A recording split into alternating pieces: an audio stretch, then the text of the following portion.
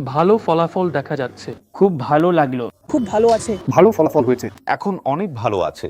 অনেক ভালো আছে। ভালোই আছে। খুশি আছেন, ভালো আছে। গলায় ভাত আটকে যায়, তারপর আমি খেতে পারি না, উঠে বমি হয়ে যায়। দেহের ভিতরে জি জয়েন্টে একটা ছোট্ট খেতে না পাওয়ার জন্য আমার হিমোগ্লোবিন কমে যায়।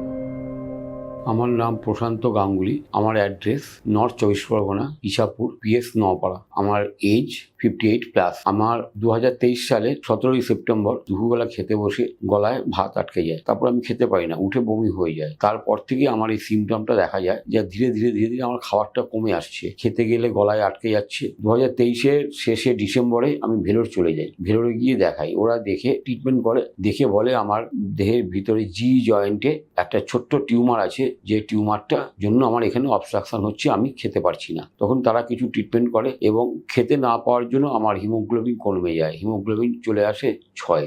তখন তারা ওখানে আমাকে ব্লাড দেন। ব্লাড দেওয়ার পর আমি অনেকটা সুস্থ, এবং ওখানে আমাকে ওরা কিছু ট্রিটমেন্ট করে ওরা আমাকে বলে আপনি এখন সুস্থ আছেন, ধীরে ধীরে খেতে পারবেন। তখন আমার খাওয়ার ভলিউমটা অনেকটা বেড়ে যায়। তারপরে ওনারা আমাকে বললেন যে আপনাকে এটা অপারেশন করতে হতে পারে, আপনি এখানে দীর্ঘ 6 থেকে 7 মাস আপনাকে থেকে ট্রিটমেন্ট করতে হবে। আমি তখন ওখান থেকে চলে আসি, কলেজে দেখাই। আমাকে দেখে 6টা কেমো দেয়। 6টা কেমো দেওয়ার পর আমি অনেকটা সুস্থ ছিলাম। এই সামনে মঙ্গলবার থেকে খাওয়াটা অনেকটা কমে এসেছে, খেতে গেলে গলায় আটকে যাচ্ছে, এবং গলায় আটকালে তারপরে কি হচ্ছে, বমি করে ফেলছি। আর এই কদিন দেখছি আমার অত্যাধিক অ্যাসিড হচ্ছে। তা আমি মানসিক দিক দিয়ে একটা চিন্তাই করেছি যে আমি একটা গাড়ি কিনেছি, গাড়িটা চালাতে চালাতে গাড়িটাও খারাপ হতে পারে। গাড়িটা মোটর মেকানিককে দিলে সে হয়তো আবার রিপেয়ার করে দিলে হয়তো আগের মতো না চললেও গাড়িটা ভালো চলবে। আমি ওই চিন্তা ভাবনা করেই এনাদের কাছে এসেছি। এনারা যদি আমাকে ঠিক সেই মতো জায়গায়, হয়তো পুরোপুরি আমাকে সেই জায়গায় না পৌঁছাতে পারলেও কিছুটা জায়গায় তো পৌঁছে দেবেন, এই আশা করে আমি এখানে এসেছি।